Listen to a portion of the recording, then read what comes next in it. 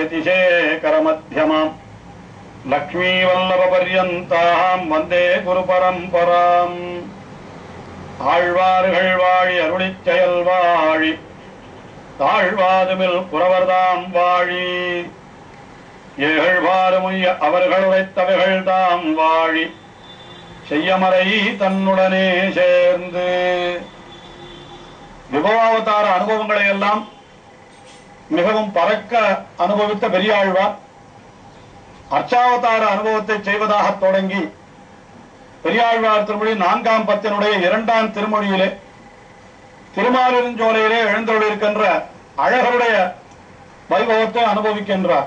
அப்படி அனுபவிக்கின்ற பொழுது அந்த அழகரை அனுபவிக்கும் முகத்தாலே அழகர் எழுந்தருளிருக்கின்ற அந்த மலையையும் கூட மிக அற்புதமாக வர்ணிக்கின்றார்.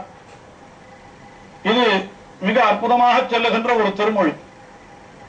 அதிலே ராமபிரானுடைய அவதாரத்தை பற்றி 2 பாசுரங்கள் முதல் 2 பாசுரங்களிலே காட்டினவர். மேலே கிருஷ்ணானுபவத்தையும் செய்தார் 5ஆம் பாசுரத்திலே என்று பார்த்தோம். அதிலே அந்த கம்சனாலே ஏவப்பட்ட கோலையாபீட்டம் என்கிற யானையை வதம் செய்தவன் கண்ணன் என்று 5வது பாசுரத்திலே தெரிவித்தவர். உடனே அதற்கு அடுத்தபடியாக நடந்த ஒரு நிகழ்ச்சி அதை 6வது பாசுரத்திலே அனுபவிக்கின்றார். அந்த யானையை வதம் செய்த அடுத்த கணம் என்ன நடந்தது அங்கே என்றால், கம்சனாலே ஏவப்பட்ட 2 மல்லர்கள் அந்த கண்ணபிரானோடு யுத்தம் செய்வதற்காக வந்தார்கள். அவர்களை மிகவும் அனாயாசமாக மிகவும் எளிதாக அவர்களை முடித்து விட்டான் கண்ணன் என்பது சரித்திரம். அதை 6வது பாசுரத்திலே அனுபவிக்கின்றார். ஏன் நெருந்து வந்த வல்லரை சாவத்தகத்தா சாந்தனிதோள் சதுரன்மலை ஆவத்தகமென்று அமரர் நடும் நன்முனிவரம் சேவை திறக்க செந்திரமாலினம் சோலை. மல்லர்கள் கண்ணனோடு யுத்தம் செய்வதற்கு வந்தார்கள் அல்லவா? மல்லர்களுக்கும் கண்ணனுக்கும் என்ன விரோதம் என்றால், மல்லர்களுக்கும் கண்ணனுக்கும் விரோதம் அல்ல, ஆனால் கம்சனுக்கும் கண்ணனுக்கும் விரோதம் உண்டு அல்லவா? அதனால கம்சனாலே ஏவப்பட்டுத்தான் அந்த மல்லர்கள் வந்தார்கள்.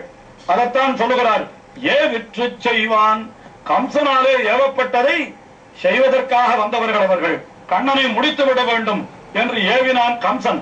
உடனே மல்லர்கள் தங்களுக்கு எவன் ஊதியம் கொடுக்கிறானோ அவன் சொன்னதை செய்ய வேண்டியது தங்களுடைய கடமை அல்லவா? ஆயினாலே அவர்கள் எப்படி வந்தார்கள்? என்று எதிர்ந்து வந்த மல்லர். என்று என்னால் மிகவும் கோபத்தோடு வந்தார்களாம். சாமான்யமாக மல்லர்கள் வந்தாலே அவர்களோடு யுத்தம் செய்வது மிக மிக கடினம். ஆனால் இவர்கள் கோபத்தோடு அப்படி அதிர்த்து கொண்டு வந்தார்கள். என்று எதிர்ந்து வந்த மல்லர். அந்த மல்லர்களை கண்ணன் என்ன செய்தான் என்றால், சாவத்தகர்த்தான் என்று அவர்கள் எல்லாம் சாகும்படியாக தகர்த்து விட்டான் என்கிறார். சாகும்படியாக தகர்ப்பதற்கு என்ன செய்தானவன்? அங்கே நடந்த நிகழ்ச்சியினை வர்ணிக்கின்றது புராணங்களிலே சொல்லுகின்றார்கள்.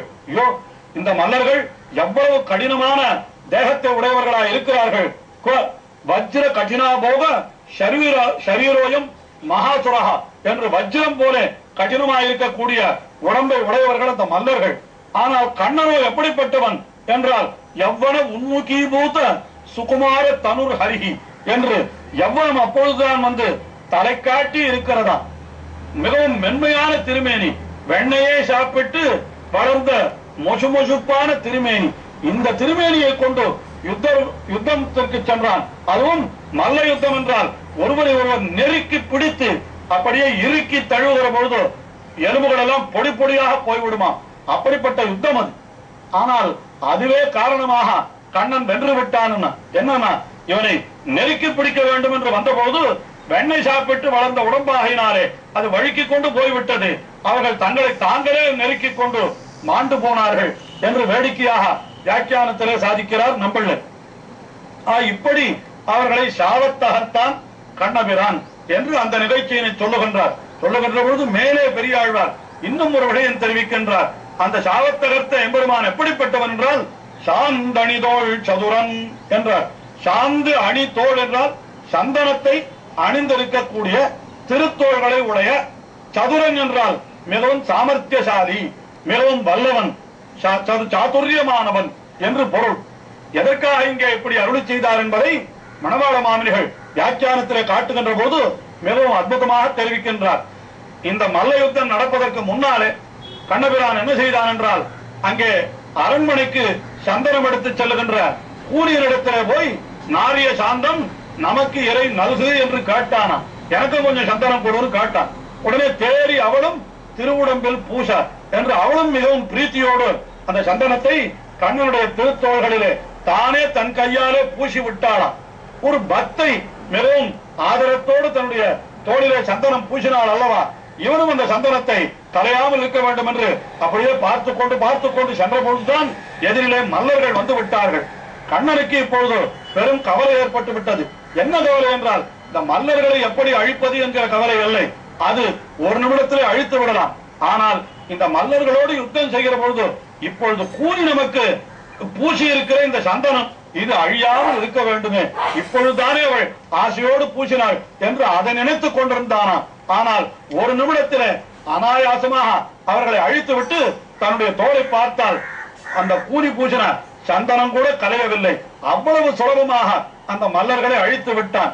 ஆகினாலேதான் இங்கு சாந்து அணி தோள் சதுரன் என்கிறார். அதாவது மல்லர்களை சாவத்தகத்த பின்னும் திருத்தோள்களிலே சாந்து இருக்கிறபடி என்று மணவாள மாமனிகள் மல்லர்களை அழித்த பிற்பாடு கூட அந்த தோளிலே சந்தனத்தினுடைய அலங்காரம் துளி கூட கலையாமல் அப்படியே இருந்ததாம். அப்படிப்பட்ட சதுரனால் சாமர்த்தியசாலி என்ன, அப்படிப்பட்ட சாமர்த்தியம் மல்ல யுத்தத்திலே போய் தோளிலே இட்ட சந்தனம் கலையாமல் யுத்தம் செய்ய முடியுமா என்னால் அந்த சாமர்த்தியம் கண்ணனுக்குத்தான் உண்டு என்று அவனை சொல்லுகின்றார்.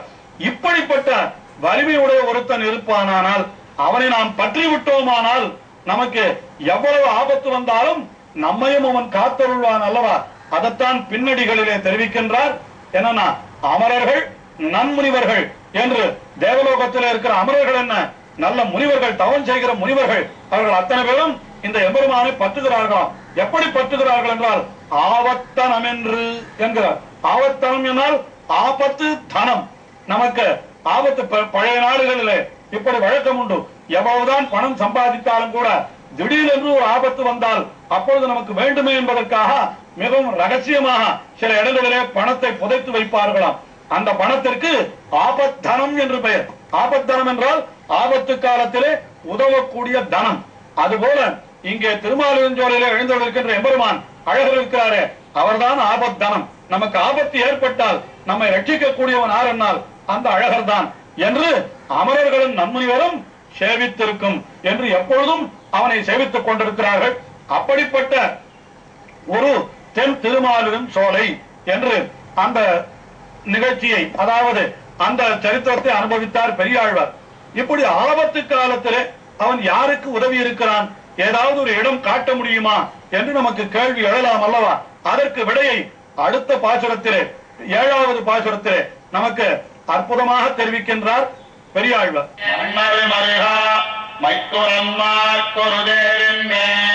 முன்னங்கு நின்று மோள எழுவித்தவன் மலை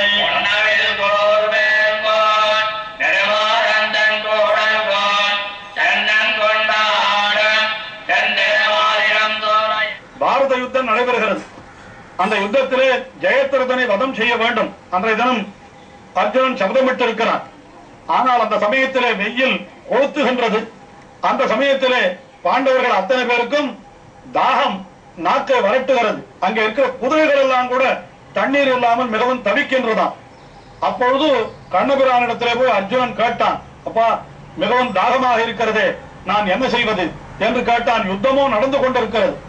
அப்பொழுது கண்ணபிரான் என்ன சொன்னான், அர்ஜுனனை கொண்டு அங்கே ஒரு மோழையை எழுவித்தான் என்கிறார். மோழை எழுவித்தான் என்றால் அதாவது பூமியிலிருந்து அப்படி பீரிட்டு கொண்டு வருகின்ற தண்ணீர் இருக்கிறதே, ஊற்று நீர், அதற்கு மோழை என்பது பெயர். அதை எழுவித்தான் என்றார். எழுவித்தான் என்றால் அர்ஜுனனை கொண்டு எழும்படி செய்தவன். அந்த இடத்திலே அர்ஜுனன் வாருணாஸ்திரத்தை அவனை பிரயோகிக்கும்படி கண்ணன் தான் சொன்னான், இந்த இடத்திலே நீ பிரயோகி என்று அவனுக்கு இடத்தையும் சுட்டிக்காட்டி அவன் செய்ய வேண்டிய காரியத்தையும் அர்ஜுனனுக்கு கண்ணன் தான் தெரிவித்தான். ஆயினாலே கண்ணன் சொன்னபடியினாலே அர்ஜுனன் செய்தான் அல்லவா. ஆயினாலே இது கண்ணனே செய்ததாக அப்படி இந்த பாசுரத்திலே காட்டுகின்றார். மன்னர் மருகா என்றால் மன்னர்கள் அத்தனை பேரும் அப்படியே மருகிக் கொண்டிருக்கிறார்கள் தாகத்தாலே. அல்லது எதிரிலே இருக்கிற மன்னர்கள் எல்லாம் இப்படி கண்ணன் இவர்களுக்கு உபகாரம் செய்கிறானே என்று வைச்சரித்தரோடு பார்த்துக் கொண்டிருந்தார்கள் என்று கூட பொருள் கொள்ளலாம்.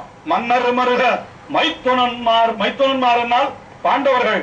அவர்களுக்காக என்ன செய்தான் கண்ணன்? ஒரு தேரின் மேல் இருந்து கொண்டு முன்னங்கு நின்று மோளை எழுவித்தவன். முன்னங்கு நின்று அவர்களுக்கு தான் முன் சென்று மோளை எழுவித்தவன். அங்கே மோளை எழும்படியாக அப்படி தீர்த்தத்தை அர்ஜுனன் தான் பானத்தை பிரயோகம் பண்ணினான் என்றாலும் கூட அங்கே தீர்த்தம் எழுவதற்கு கண்ணன் அல்லவோ காரணம். அவன் இல்லை என்றால் அங்கே தீர்த்தம் வந்திருக்குமா?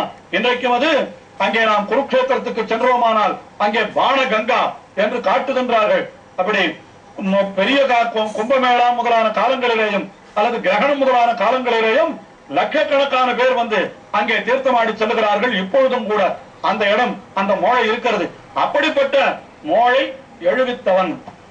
அந்த மலை எப்படிப்பட்ட மலை என்றால் அந்த இடத்திலே ஒரு அரசன் திருப்பணி பண்ணி இருக்கிறான் என்று அவனை சொல்லுகின்றார். என்ன சொல்லுகின்றார்னா, நெடுமாறன் தென் கூடல் கோன் என்று பெரியாழ்வார் பரதத்துவ நிர்ணயம் பண்ணுவதற்கு காரணமாய் அமைந்த ஸ்ரீமாறன், ஸ்ரீ வல்லபன் என்று வல்லபதேவன் என்று புராணங்களிலே காட்டப்பட்டிருக்கிறது.